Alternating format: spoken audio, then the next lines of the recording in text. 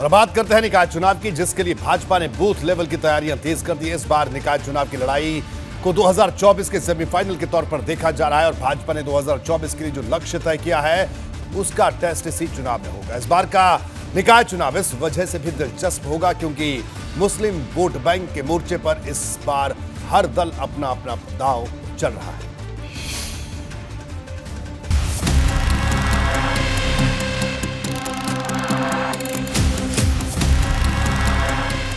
उत्तर प्रदेश में निकाय चुनाव की तारीखों का ऐलान भले ही अभी ना हुआ हो, लेकिन सियासी बिसात तेजी से बिछ रही है।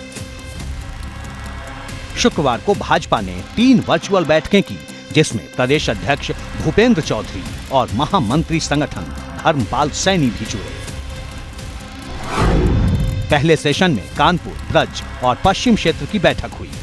इस बैठक में करीब 800 नेता और पदाधिकारी जुड़े, जबकि दूसरे सेशन में काशी, गोरखपुर और अवध क्षेत्र की बैठक हुई। निकाय चुनाव को लेकर पार्टी पदाधिकारियों को निर्देश दिए गए। निश्चित रूप से परफॉर्मेंस के आधार पर तो निर्णय हम लोग करते ही हैं, लेकिन जहाँ तक ये कि अभी आरक्षण का भी विषय है, आरक्षण में समय लगेगा अभी, तो आरक्षण तय होने के बाद ही अभी वार्डों का या नगर पालिका, नगर निगमों का या नगर पंचायतों का जैसा भी वार्डों का आरक्षण, उसका आरक्षण का क्रम होगा, हम सभापति, मेयर भी और चेयरमैन भी और सभासद भी उसी आधार पर। और भाजपा की हमेशा रणनीति रहती है कि अपने कार्यकर्ता को आगे बढ़ाना और कार्यकर्ता के साथ साथ हमें सीट जीतनी है।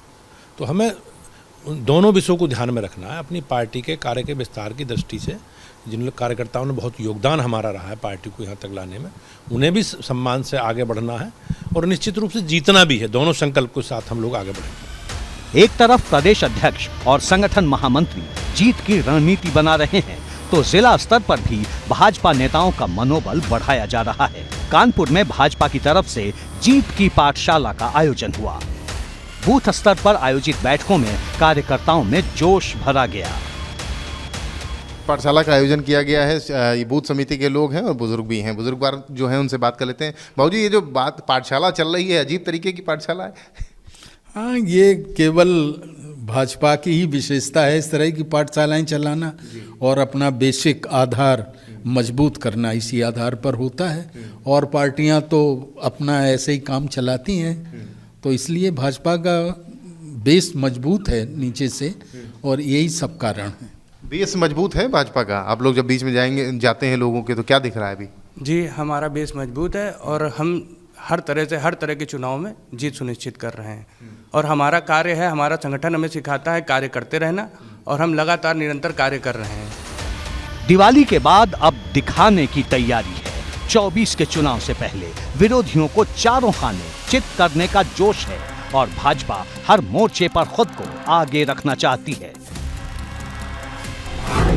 निकाय चुनाव को लेकर मतदाता पुनरीक्षण अभियान भी चलाया जाएगा। मतदाता सूची में नाम जुड़वाने के लिए घर घर अभियान चलेगा।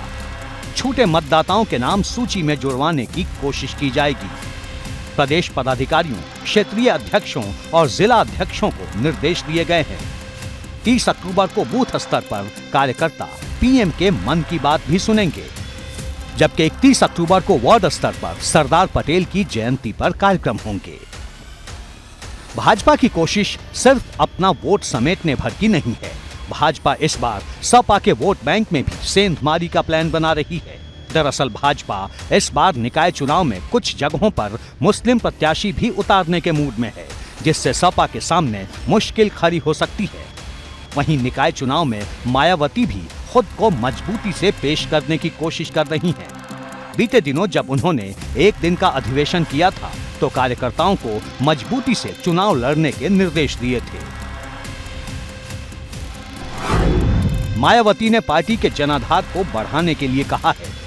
साथ ही ये भी कहा कि बसपा को भाजपा का सही और सार्थक विकल्प बनना होगा। कार्यकर्ताओं से छोटी छोटी कैडर मीटिंग करने के लिए कहा गया है। निकाय चुनाव होंगे तो सबसे बड़ी जंग मुस्लिम मोर्चे पर दिखाई देगी, क्योंकि सबकी नजर इस बार मुस्लिम वोटर पर है, फिर चाहे वो सपा और बसपा हो या फिर भाजपा।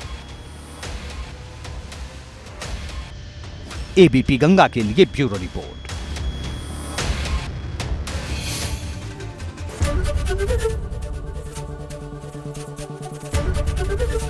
एबीपी गंगा, खबर आपकी, जुबान आपकी।